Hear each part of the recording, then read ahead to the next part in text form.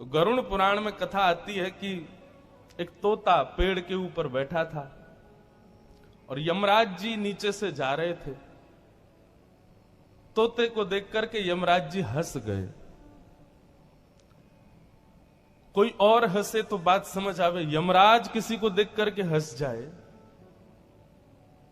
Police वाला किसी को देख करके मुस्कुरा जाए, तो निश्चित है कि डबल मीनिंग हो सकते हैं। जरूरी थोड़ी खुश होके ही हंस रहा हो।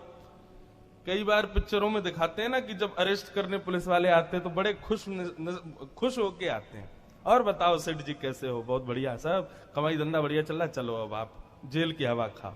खुशी खुशी भी आते हैं। तो यमराज जी जब खुश हो गए, देख करके मुस्कुरा गए, तो तोते का बीपी हाई हो गया। ये मुझे देख के हंस क्यों रहे हैं? कोई और हंसे चलेगा, यमराज क्यों हंस रहा है? कहीं ऐसा तो नहीं मेरी मृत्यु होने वाली है? और इसी चिंता में तोता जो था वो व्याकुल हो गया। तोते के मित्र थे गरुड़ जी, भगवान के वाहन। एक दिन भगवान की सेवा से अवकाश लेकर के गरुड़ जी अपने मित्र तोते से मिलने गए। देखा तो तोता बिस्तर पर पड़ा था, बुखार चढ़ रहा है, चिंता में बैठा है। गरुड़ जी बोले, क्या हो गया भैया, तू इतना चिंतित क्यों दिख रहा है? तोता बोला कि वो कल मैं बैठा था डाल पे, बहुत ठंडी हवा चल रही थी, बड़ा प्रसन्न था, इतना सुख था मेरे जीवन में, लेकिन एक हंसी ने संपूर्ण सुख को दुख में बदल दिया। बोले हंसी ने? बोले हाँ, मैं डाल पर बैठा था, यमराज जी मुझको देख के हंस गए। भैया मुझे बहुत भय लग रहा है, यमराज हंस रहा है, इसका मतलब मेरी मृत्यु आने वाली है। आप जाके यमराज जी से कह दो ना, आपकी तो बड़ी पहुंच है, उसको कह दो अभी मेरे बच्चे छोटे हैं, मेरी पत्नी मुझसे बहुत प्रेम करती है, मैं मर गया तो कैसे जिएंगे ये लोग? गरुड़ जी बोले, अरे अरे चिंता मत कर, मैं भगवान का वाहन हूं, यमराज से मेरी बड़ी अच्छी मित्रता है, मैं उसको जाके अभी बोल दूंगा। लेकिन ऐसा भी तो हो सकता है कि मैं कहीं यमराज के पास गया, तेरी मृत्यु हो गई, तो एक काम, तेरा घर पता चल गया यमराज को, इसलिए मैं तुझे कहीं और पहुंचा देता हूं, वहां यमराज नहीं आएगा। और गरुड़ जी तोते को लेकर 7 समुद्र पार, एक समुद्र के बीच में टापू था, वहां एक गुफा थी, उसमें छोड़ाए। यहीं बैठना, यहां यमराज के पिताजी भी नहीं आ पाएंगे, इतने गोपनीय स्थान है, तू यहीं बैठ, मैं जाता हूं यमराज जी के पास। तोता बड़ा खुश, जय हो मेरे मित्र गरुड़ जी, आप जाके यमराज जी को बोल दो मुझे मारे नहीं। गरुड़ जी पहुंचे यमलोक, यमराज जी के पास। यमराज जी ने स्वागत किया, आइए गरुड़ देवता, बताइए कैसे आना हुआ? बोले बातें सब बाद में, हमारी बात सुनो।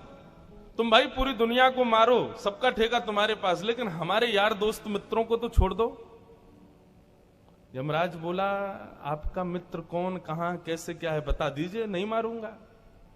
बोले बाकियों की बाद में बताऊंगा, लेकिन अभी एक के ऊपर संकट है।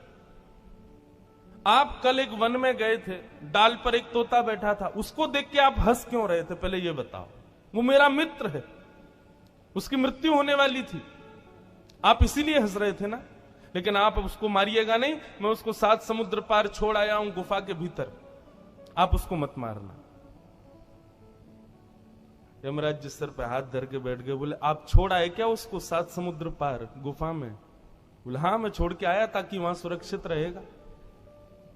बोले मैं इसीलिए तो हंस रहा था कि ये यहां बैठा है और कुछ घंटे बाद 7 समुद्र पार एक टापू में गुफा में बिल्ली का भोजन ये बनेगा, बिल्ली इसको खाएगी। मैं यही सोच के तो हंस रहा था कि ये 7 समुद्र पार पहुंचेगा कैसे? यहाँ ठंडी ठंडी हवा खा रहा है, इतना आनंद ले रहा है, और कुछ घंटों बाद इसको बिल्ली के पेट में पहुंच जाना है, 7 समुद्र पार कैसे पहुंचेगा? गरुड़ जी बोले सच में वहां बिल्ली खा गई क्या? बोले हाँ, अब तो वो आने वाला होगा, समय हो गया उसका मरने का। गरुड़ जी पहुंचे तो देखा तोते के बेचारे के पंख पड़े थे और बिल्ली उसका भोग लगा गई। मृत्यु कब, कहां, कैसे, किस योजना से होने वाली है आप नहीं जानते। लोग अपना ट्रिप बनाते हैं, 3 साल से बन रहा है महाराज, नहीं जा पा रहे, नहीं, 3 साल बाद चले गए और उसी ट्रिप पे ही मृत्यु हो गई। 3 साल से इसलिए नहीं जा पा रहे थे क्योंकि उसी ट्रिप पे ही मृत्यु होनी थी। सब पूर्व डिसाइडेड है। तो लक्ष्मी जिसको व्यक्ति कभी नहीं चाहता मुझसे दूर जाए, चली जाएगी। दूसरा मृत्यु, जो कभी नहीं चाहता व्यक्ति कि मुझे कभी आवे, आ जाएगी। चला लक्ष्मी चलम प्राणम, और तीसरी वस्तु जिसको मानव कभी अपने से दूर नहीं करना चाहता, उसकी युवावस्था। चलम जीवत यौवनम, अपनी युवावस्था में सबको लगता है कि मैं ऐसे ही रहूं, इतना ही रहूं, कभी इससे आगे ना बढ़ूं। जैसे जैसे 28-29 के बाद के जन्मदिन आते हैं ना, तो कोई विश करता है तो फिर बड़े पंच लगते हैं। वैसे मेरे तो अभी इतनी उम्र नहीं हुई, लेकिन मुझे पता है 30 के बाद में आपका जन्मदिन जब आता है तो आप भगवान से प्रार्थना यही करते हो कि मेरी उम्र ना पूछे, बस विश कर दे, हैप्पी बर्थडे।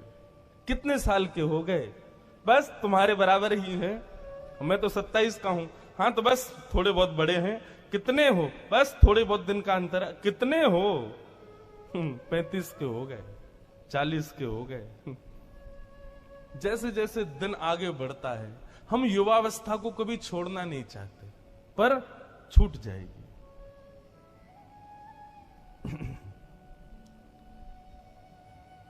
लक्ष्मी, प्राण और युवावस्था, ये तीन ऐसी वस्तु हैं, इनसे कौन मोह नहीं करता।